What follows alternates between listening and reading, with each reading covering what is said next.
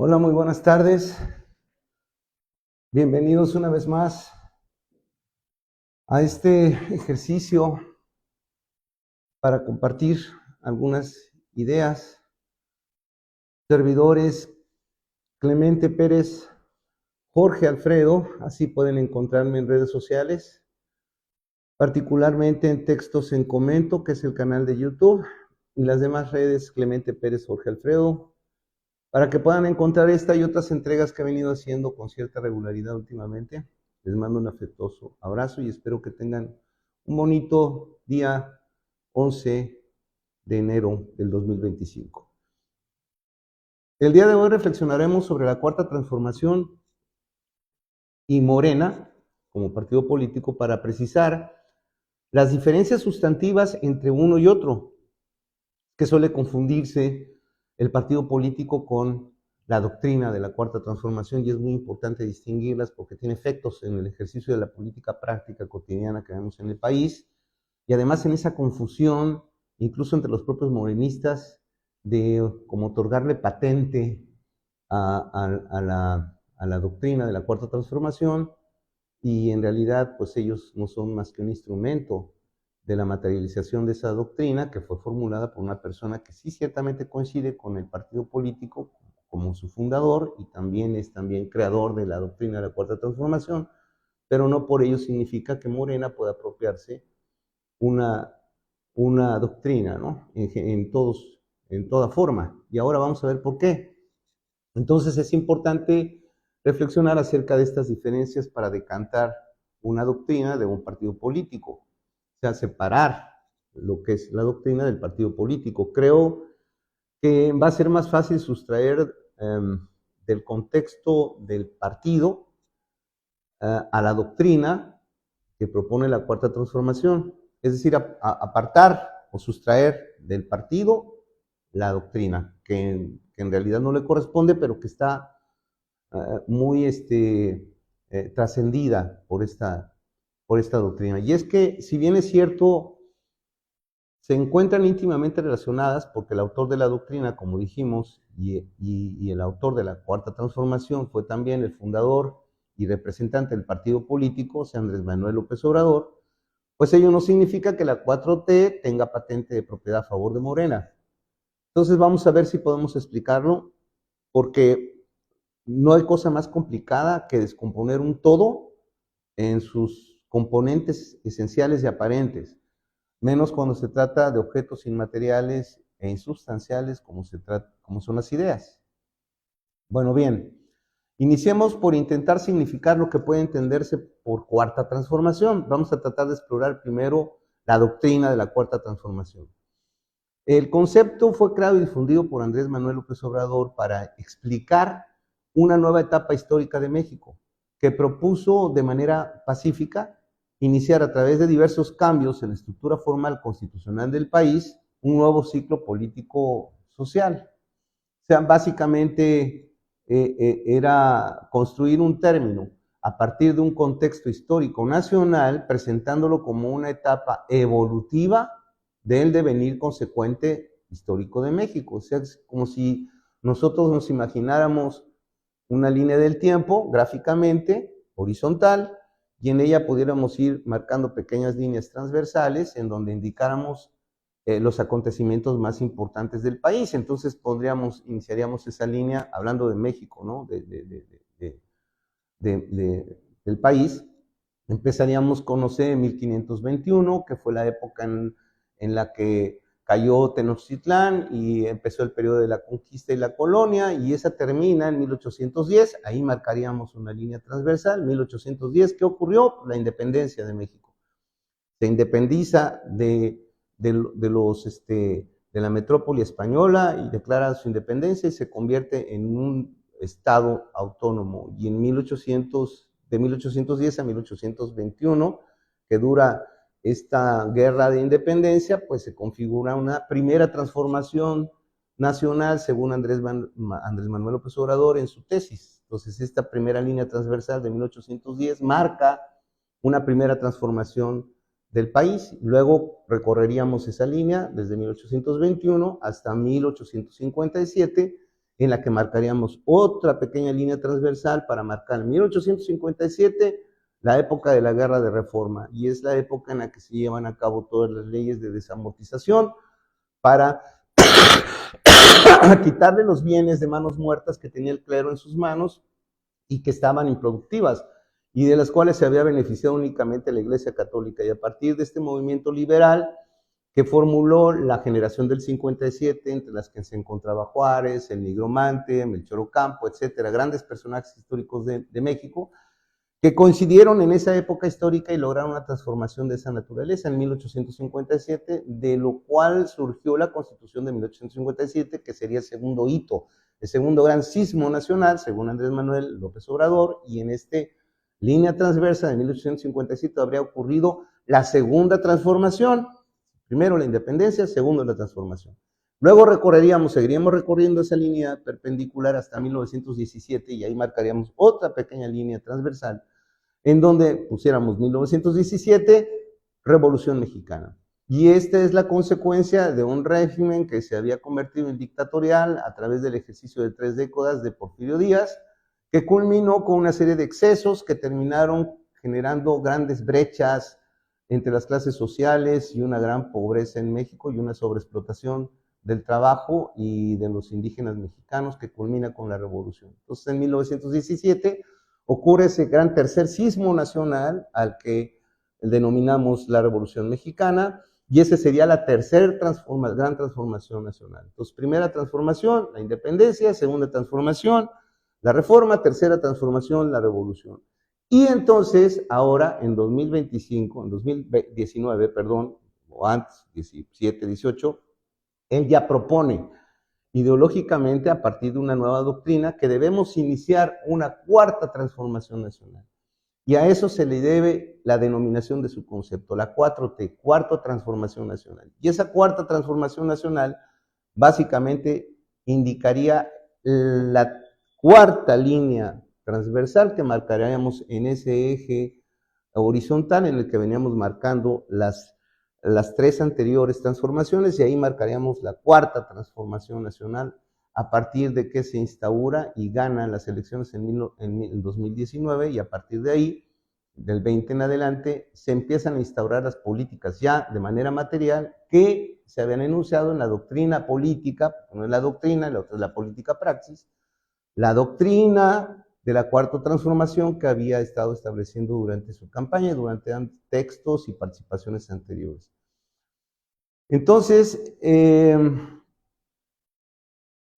a partir de ahí, podría afirmarse que al principio podría solo afirmarse que se trataba de que Andrés Manuel nos hubiera indicado el señalamiento donde debíamos marcar un momento histórico en el que inicia una nueva etapa histórica de México. Sin embargo, como no se trata de una relatoría académica histórica, sino de una convocatoria a constituir o construir una nueva etapa, con acciones presentes y futuras a corto y mediano plazo, tendríamos que explorar cuáles son las tesis que propone y las acciones que exige esa cuarta transformación para darle identidad y contenido a la doctrina, o sea, la cuarta transformación anunciada. Entonces, según entiendo, yo, porque este es un ejercicio personal, realmente si cometo errores, disculpen, no es que se haya escrito mucho sobre el particular todavía, incluso hasta donde yo sé, no sé si existe algún texto que desarrolle la doctrina de la cuarta transformación como tal, desarrollada metodológicamente y académicamente. Entonces, lo que yo he señalado acá son puntos clave que yo he observado a partir de los discursos dispersos que generan la narrativa doctrinal de la cuarta transformación y la mecánica de la política praxis y la insistencia en esos principios por parte del autor de la doctrina y de los diversos discursos y narrativa que se han establecido en el curso de su ejercicio político. Entonces, estos puntos o estas exigencias o estas tesis que sostiene la doctrina de la cuarta transformación para poder establecer que sí nos encontramos en una cuarta transformación nacional, eran poder visualizarlo a través de las siguientes tesis y la implementación material de estas. 1 era erradicar toda forma de manipulación democrática. 2, establecer mecanismos de compensación social. 3, erradicar completamente la corrupción. 4, reevaluar la soberanía de México. 5, el rescate de la identidad nacional. Y 6, la implementación de un sistema económico al que le denominan economía moral humanista. Vamos a tratar de explicar cada uno de ellos para que con ello podamos comprender cuál es el contenido doctrinal de la Cuarta Transformación. La primera se refiere a erradicar toda forma de manipulación democrática. Y esto se refiere a que, según su narrativa, la democracia se había convertido en un instrumento formal, es decir, no en una forma de vida real. Y ello nosotros lo podíamos advertir a través de diversos instrumentos que se utilizaban para formalizar, o sea, solamente de manera aparente, la supuesta democracia en la que México vivía. Y señalaba frecuentemente, o se señala frecuentemente en esta doctrina, que tenían que erradicarse algunos elementos que solamente hacían aparente la democracia, como cuáles, pues como el dedazo. Recuerden ustedes que este era un formato a través del cual no había una elección en realidad del pueblo, sino que había una designación o un señalamiento de la persona que ejercía el poder para dejar a su sucesor. Y ese señalamiento pues se indica normalmente con una gráfica con el dedo índice, que indica, por eso se llama índice, y por eso nosotros en México ocurrentemente le hemos llamado el dedazo. El dedazo era la forma en la que el titular del ejercicio del poder público designaba a su sucesor y que hacía aparente la democracia porque se suponía que ese sucesor tenía que ser designado por el pueblo, pero en realidad no lo era, todo era aparente. Luego estaban los fraudes electorales, de los cuales tenemos muchísima información, no quisiera entretenerme aquí en ellos, pero hay muchísimas testimonios de fraudes electorales, tanto en entidades federativas como federales. Luego, el lawfare para impedir la competencia de los opositores. De esto sí que tenemos un testimonio muy claro, para no señalar muchos otros más, de los formatos a través de los cuales el poder público hace uso de instrumentos legales para excluir a los opositores de la contienda política a través de la creación o la articulación artificial de delitos o de circunstancias que los excluyeran de la posibilidad legal de competir por los diversos cargos públicos. Y esto es básicamente lo que ocurrió, por ejemplo, precisamente con Andrés Manuel López Obrador, cuando fue objeto de su famoso desafuero, ¿no? Ese es un lawfare. Y en términos generales, esta circunstancia básicamente lo excluía de la contienda política para la presidencia de la República. Esa era la finalidad de este. Entonces, este tipo de cosas hacía que realmente esta democracia sí tuviera visos más de aparente que de una democracia realmente, materialmente instalada en México, y esta era parte de las cuestiones que había que erradicar, según la Cuarta Transformación. Además de eso, pues cuenta también como elemento la hipocresía que implicaba llamarse sistema democrático, utilizando mecanismos autocráticos y de represión simultáneamente, ¿no? Entonces, todo esto hacía que se estableciera como un principio o como una tesis de la Cuarta Transformación los mecanismos para erradicar toda forma de manipulación democrática, para convertirla de formal a real o material. Una segunda tesis es establecer mecanismos de compensación social. La Cuarta Transformación básicamente lo que propone es que es necesario establecer mecanismos de compensación social que disminuyan las brechas sociales que existen entre los más desfavorecidos y las clases pudientes. Estamos hablando de la economía. Y estos mecanismos de compensación social son naturales en cualquier economía de libre mercado. Entonces, y esto es así porque las economías de libre mercado lo que estimulan básicamente es la individualidad, la singularidad, o sea, lo que ellos llaman meritocracia a partir del desarrollo de habilidades y capacidades para generar riqueza en una sociedad. Entonces, quien es más hábil y más capaz de generar riqueza en una sociedad, se le cuenta como mérito para efecto de que pueda vivir de una mejor manera que aquel que no desarrolla o no tiene las habilidades o las capacidades o la constancia para generar esa riqueza dentro de la sociedad, y se considera que eso es justo, que es justo en la economía de libre mercado que una persona que se esfuerza más, que trabaja más, que desarrolla mejores habilidades y capacidades, pueda vivir mejor que personas que no hacen nada sobre ese particular, generando una menor riqueza y colocando a cada quien en el estado social económico que le corresponde. Esta es básicamente la teoría del libre mercado, y con ello se supone que se consagran principios muy importantes como el de la libertad humana para poder hacer de su vida lo que cada quien quiera. Si uno quiere vivir en la medianía puede hacerlo, si uno aspira a la riqueza puede hacerlo, en términos de ese desarrollo de habilidades de las que ya hemos hablado, y luego también la singularidad, que es lo que le permite a cada quien hacer lo que quiera dentro del contexto social, siempre que no rompa las reglas básicas, esos acuerdos, ¿no? Ese pacto social básico que está firmado. Entonces, esos son los principios que sustentan fundamentalmente la economía de libre mercado. Lógicamente, esa economía de libre mercado sustentada en premiar las individualidades y el egoísmo particular en el desarrollo del contexto general social, pues lo que hace es generar por propia naturaleza desigualdades. O sea, la propia tesis del respeto a esas libertades individuales absolutas, sin ningún límite, trae consigo necesariamente el principio fundamental de la competencia. Y la competencia básicamente sí significa la capacidad de poder comparar entre uno y otro para determinar quién merece más que otro en función de esas habilidades y capacidades para generar riqueza.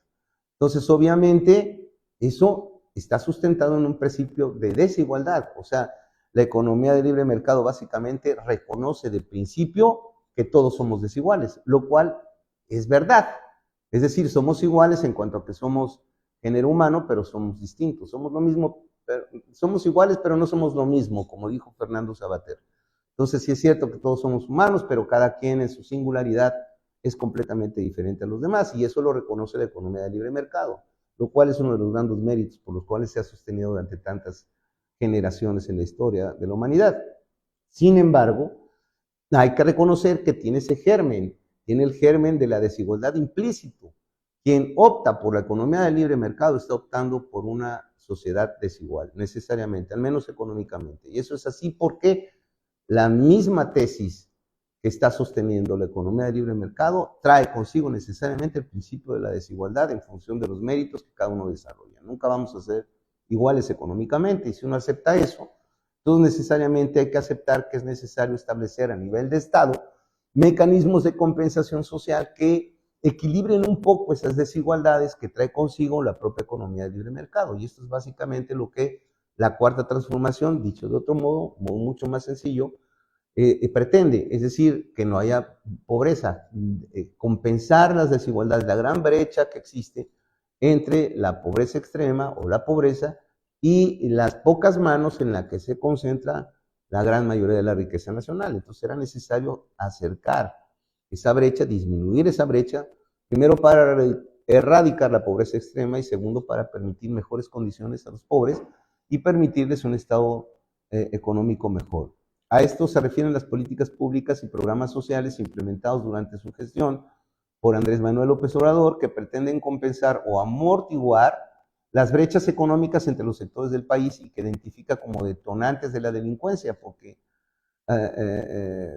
básicamente la tesis también sostiene que uno de los problemas de la delincuencia, de la violencia en México, tiene que ver con la capa tan grande que existe de pobreza extrema y de pobreza en México y de las pocas oportunidades que existen de salir de esa pobreza, a través de la cual muchas personas justifican un mecanismo de vida alternativo proscrito por la ley, o sea, justifican sus actos contrarios a la ley o justifican la comisión de ciertos delitos con la finalidad de poder proveer mejor vida a él y a sus familias, en virtud de que las condiciones sociales, laborales y de desarrollo del país no les permiten salir con un trabajo digno y legal. Entonces buscan, a partir de su propia aspiración personal de mejorar, alternativas pues peligrosas y proscritas por la ley. Y esto es lo que, según Andrés Manuel López Obrador, se genera a partir de esa condición de mantener bases tan grandes en una situación económica tan paupérrima, lo que genera que ellos busquen situaciones alternativas para salir de esa pobreza. Por ello, hasta cierto punto, sin justificarlos, si comprende o él ve de esa manera que la violencia tiene ese sustento. Y por eso es que a través de programas económicos pretende permitirles oportunidades para que no se vean arrinconados a tomar la opción de la delincuencia organizada. Por eso es la frase de que por el bien de todos, primero los pobres. Se supone que si sacamos de la pobreza a esa gran capa social, ya sea extrema o una pobreza no extrema, pues eso va a permitir que todos estemos bien porque la delincuencia va a bajar y también generaremos más riqueza. Esto significaba un paradigma en ese momento, porque hasta ese momento los principios del libre mercado y el neoliberalismo económico eran preponderantes. Esos principios se sostenían en políticas económicas y sociales que estaban fundadas en las teorías, por ejemplo, de la mano invisible de Adam Smith o de la escuela austriaca.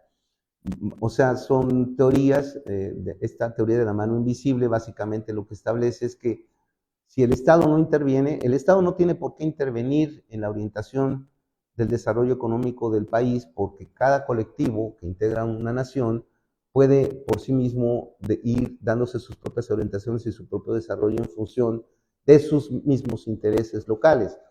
Y ello lo explicaban a partir de que se supone que el hombre en su, digamos, entidad individualizada, en sus propias aspiraciones personales, siempre está buscando mecanismos y posibilidades de crearse un mejor entorno para él y su familia, mejorando su posibilidad y su riqueza.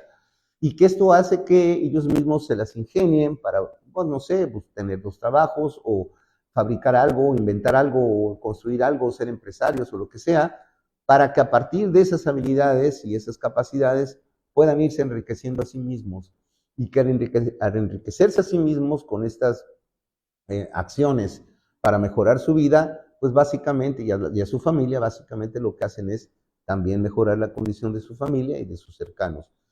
Y dice esta teoría que como todos somos así, lo da por sentado, todos los hombres somos así, entonces los colectivos nacionales de un país, al hacer por sí mismos, o sea, al procurar ese beneficio personal económico por uno mismo, porque supuestamente nosotros directamente siempre queremos buscar esa condición mejor, al hacerlo de manera multiplicada entre todos los integrantes de la sociedad, lógicamente lo que se genera es un desarrollo conjunto.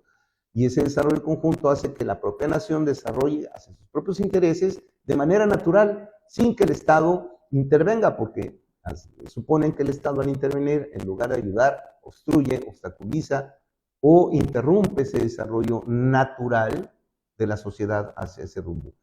Ya sabemos que, aunque en teoría esto suena bastante posible, en la realidad no fue así, porque lo que se demostró es que cuando el Estado deja de regular las condiciones de desarrollo nacionales, básicamente lo que sucede es que algunos, solo algunos, logran realmente hacerse con la mayor parte de los medios de producción, en los mayores negocios importantes, y utilizan a la base de la población como trabajadores o empleados de sus empresas y los mantienen en un estado económico, si bien algunas veces republicano, otros de muy bajo nivel y algunos otros quedan sin empleo, pero todos se van haciendo dependientes de esos pocos que logran obtener la mayor parte de la riqueza que existe derramada en una nación, concentrada en esas manos, y a partir de ahí, pues lo único que pueden hacer los demás, base poblacional, es emplearse para ellos, y algunos logran vivir republicanamente y otros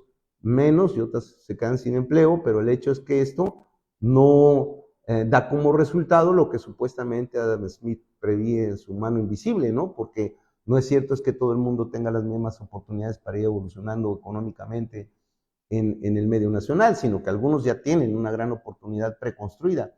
Y cuando eso sucede, pues la mayor parte de la sociedad se queda como si fueran sociedades estamentales. Es muy difícil que alguien actualmente o a partir del neoliberalismo pudiera lograr lo que se conoce como sueño americano, ¿no? Salir de la pobreza y de pronto terminar millonario. Y este resultado fue el que, ya probado a través del neoliberalismo, pues permitió entender que el neoliberalismo económico no era funcional, al menos no en la práctica, aunque suene bien en la teoría, en la práctica no funcionó. Y esto obligaba entonces a comprender esas realidades del neoliberalismo y generar, y de la economía de libre mercado, y a partir de la comprensión de ellos generar mecanismos de compensación para obtener niveles de equilibrio racional o aceptable en las sociedades, y esa era la tesis básicamente. La otra tesis de la Cuarta Transformación era erradicar completamente la corrupción, que Andrés Manuel López Obrador veía profundamente arraigada en todos los sectores del gobierno, y que fuera rápida y felizmente abrazada por los empresarios e industriales para obtener prebendas desmedidas, injustificables y ventajosas, no solamente en los contratos que celebraban con el Estado, sino también en algunos beneficios de carácter fiscal, porque se les exentaba a algunas empresas del pago de impuestos. Y esta corrupción había permitido a los otros dos poderes de la Unión hacerse de elementos similares, o sea, había permeado la corrupción no solamente en el Ejecutivo, sino también en el Legislativo y el Judicial. Para poner algunos ejemplos, recuerden ustedes que el Poder Legislativo se auto-otorgó la posibilidad de ser reelectos. Ustedes saben que una de las tesis de la Revolución Mexicana, 1917, segunda transformación, tercera transformación nacional, una de las tesis significativas y más importantes era precisamente sufragio efectivo, no reelección. Y no obstante ello, sin importarles esa circunstancia que le costó millones de muertos a México y miles de desgracias, a pesar de ese gran sismo histórico que vivimos, para lograr ese principio establecido en la Constitución, ellos lo quitaron en la Constitución y se autoconcedieron la posibilidad de ser reelectos. Por eso es obviamente un acto de corrupción imperdonable, ¿no? Para esas generaciones que hicieron eso, y seguramente eso volverá a su propio redil en cuanto las circunstancias lo permitan, porque es insostenible debido a que fue producto de un movimiento social que costó muchas vidas en México. No nada más ese fue el único ejemplo que dieron de corrupción en el Poder Legislativo. También recuerden ustedes que tenían unos mecanismos de gestión presupuestal, o sea, los diputados se autoasignaban ciertas partidas para poderlos ejercer ellos a través de entidades federativas, municipios o de la propia federación, pero como tomaban una parte, una cuota de ese presupuesto, ellos la podían distribuir como quisieran a partir de prebendas y comisiones. Realmente es otro acto de corrupción. Y del Poder Judicial, pues ni hablemos, ¿no? O sea, ya saben ustedes que hay un amplio historial de resoluciones que fomentaban la impunidad de la delincuencia organizada, poniéndolos en libertad por meros formalismos que podrían haber sido quizás si no superados, sí reformados a instancias de ellos, y nunca se hizo. O sostenido en sus sentencias, ¿no? Los criterios sostenidos constantemente en sus sentencias que dan prevalencia siempre al poderoso por encima del paisano común. Era muy difícil ver, o es muy difícil hasta la fecha todavía ver vencer a un ciudadano común contra una gran corporación o contra el propio Estado cuando contiende contra el Estado. Siempre se le da la razón al poderoso. Y además se establecieron como principio básico la preeminencia de las prerrogativas de las empresas extranjeras en México, no solamente prerrogativas contractuales injustificadas, sino también la prevalencia de que pudieran violar las leyes mexicanas impunemente, ¿no? Realmente todo esto generó una gran corrupción en los tres poderes, y la tesis era erradicarla. La cuarta tesis consiste en la revaluación de la soberanía de México, y esta revaluación de la soberanía de México sustantivamente considerada desde dos aspectos, no solamente la soberanía desde su posicionamiento en la política internacional a partir de la defensa de los intereses nacionales en contención con los intereses extranjeros, sino también de la soberanía interna, o sea, la soberanía en materia alimentaria, en materia energética, en materia minera. O sea, esta reevaluación de la soberanía de México se intentó, o parece que todavía se intenta, mantener vigente a partir de decretos y de leyes que permitan a México mantener una cierta soberanía alimentaria, energética y minera, porque ya ustedes saben que la seguridad nacional depende en gran parte de la autonomía y de la soberanía alimentaria, energética y minera, ¿no? Además de otras. Muy bien, el quinto de las tesis era el rescate de la identidad nacional. O sea, esto es básicamente a través del rescate de los valores históricos y culturales de las etnias autóctonas mexicanas para reconstruir el orgullo mexicano, cosa que ha sido motivo de mensajes constantes y de reconocimiento al nuevo indigenismo en la Cuarta Transformación.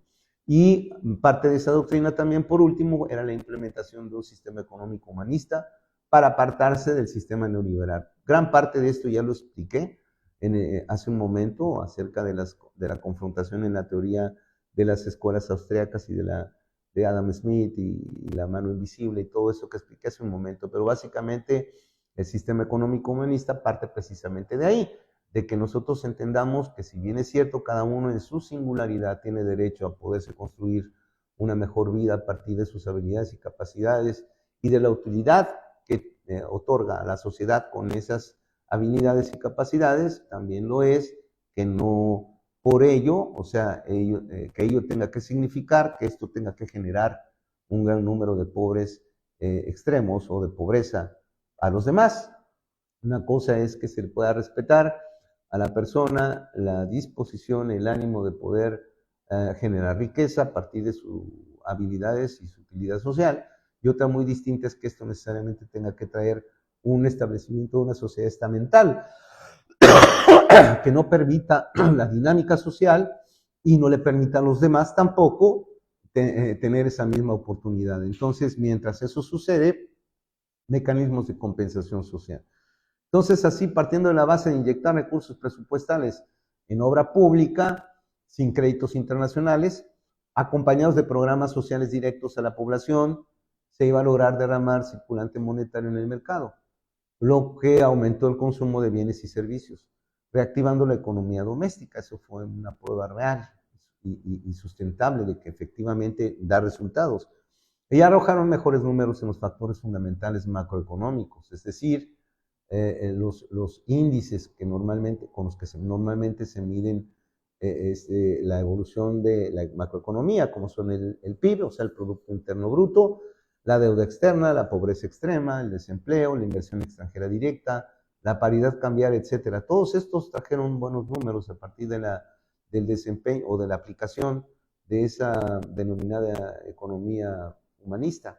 Y para eso había que desarrollar grandes obras públicas regionales que generaran empleos directos e indirectos bien pagados, como los aeropuertos de México y Tulum, el Tren Maya, la refinería de Dos Bocas, el tren transoceánico, etcétera. Y esas obras apoyadas simultáneamente con programas sociales compensatorios que cubrieran diversos sectores poblacionales, como lo hizo con los educativos para los niños y jóvenes, con las becas, o los agrícolas para los campesinos, como Sembrando Vida, o los fertilizantes, o los precios de garantía, y los de empleo que se aplicaron como lo de los aprendices, los jóvenes estos aprendices, y las pensiones universales para los mayores de edad. Todos estos son programas de compensación social que coexistieron con grandes obras regionales, obras públicas que derramaron mucho numerario en el mercado, y eso permitió desde luego que los números se fueran para arriba. La economía humanista de la Cuarta Transformación se puso en práctica entonces y funcionó, al menos en el arranque, según los datos duros consultables en el INEGI y otras fuentes internacionales, como el Fondo Monetario Internacional, la ONU o el Banco Mundial y otros.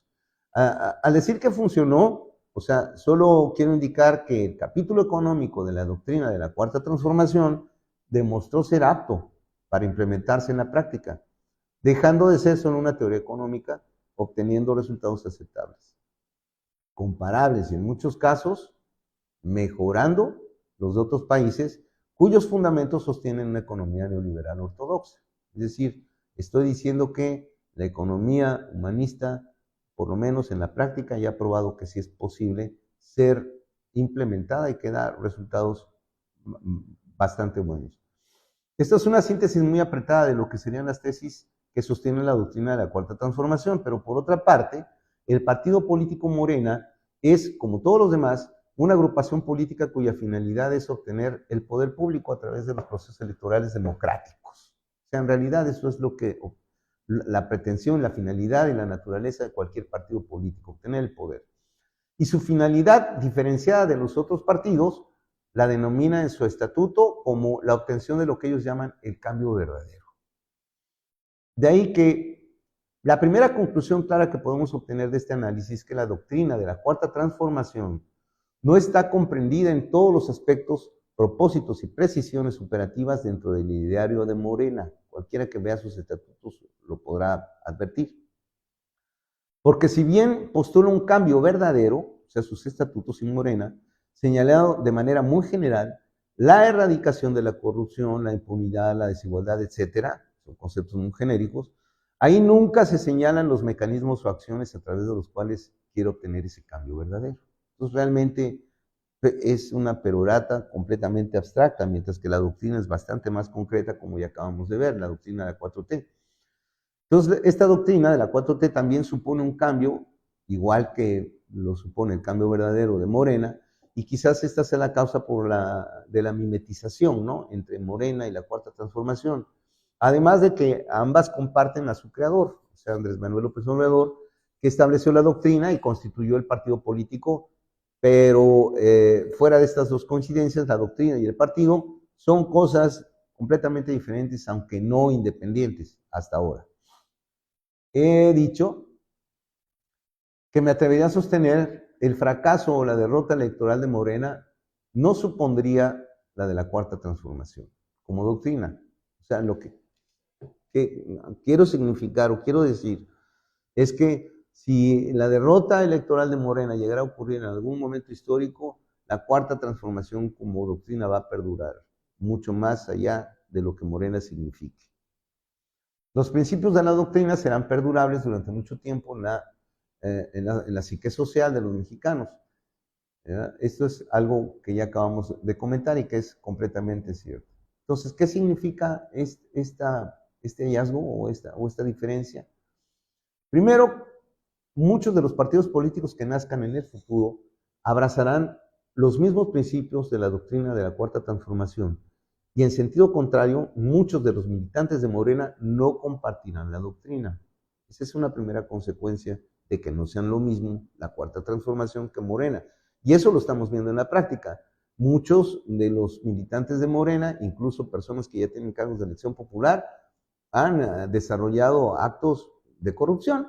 Entonces no sería compatible la erradicación de la corrupción que propone la doctrina con los actos de muchos de los militantes de ellos. No debemos confundir una cosa y otra. De hecho, ya hemos visto recientemente cómo la praxis política y el principio maquiavélico de que el fin justifica los medios han permitido incorporarse a Morena muchos militantes de partidos opositores de dudosa reputación. Y muchos morenistas han integrado en sus equipos de trabajo a sujetos públicamente cuestionados de corrupción durante su ejercicio en el poder público. Eso nos hace ver claramente que no es lo mismo los morenistas y Morena que la Cuarta Transformación como doctrina, y debemos distinguirlos claramente. Y esto va a seguir ocurriendo. La doctrina, en cambio, seguirá rigiendo un formato de gobierno que bien puede abrazar cualquier partido político actual o futuro. Entonces, aventuremos una segunda conclusión. Una doctrina que fija principios políticos, económicos y sociales ya probados en el ejercicio del poder público no tiene patente a favor de ningún partido político. Son de la humanidad. Las doctrinas son de la humanidad. No tienen patente de un partido político, menos. Y así las cosas, cualquier partido político que se haga del poder público puede muy bien, sin renunciar a su filiación partidista, aplicar las políticas y programas económicos que le resulten aceptables de la Cuarta Transformación, sin que eso signifique que sean morenistas. Aunque claro, tendrá que aceptar ser López Obradorista de algún modo, aunque sea lejano, ¿verdad? O satelital. Apropiarse la doctrina de la 4T sería tanto como afirmar que el PRIAN, o sea, la Alianza PRI, Acción Nacional, PRD, que ya no existe, es el dueño de la doctrina conservadora neoliberal, y no es cierto. O que la doctrina comunista es propiedad absoluta del PT, o que la socialdemocracia es de uso exclusivo del MC, del Movimiento Ciudadano. Pues eso no es verdad. Espero que con esta conversación los futuros partidos políticos en proceso de creación no se inventen mucho, porque al final no son más que otra agrupación cuya finalidad es alcanzar el poder público. Solo sean prácticos, escojan buenos hombres y mujeres, honestos y francos y con credibilidad, que sobran en México, y tomen los mejores programas, instrumentos y herramientas políticas de todas las doctrinas probadas para proponer un gobierno justo que mejore las condiciones de los gobernados mexicanos. Y esta es básicamente la conclusión final de esta pequeña aportación que hago con ustedes. Por favor, ¿qué piensan ustedes? Háganmelo saber en las redes. Yo estaré pendiente para contestarles desde ahí. Clemente Pérez Jorge, Gusto de saludarlos. Hasta aquí el día de hoy. Buenas tardes.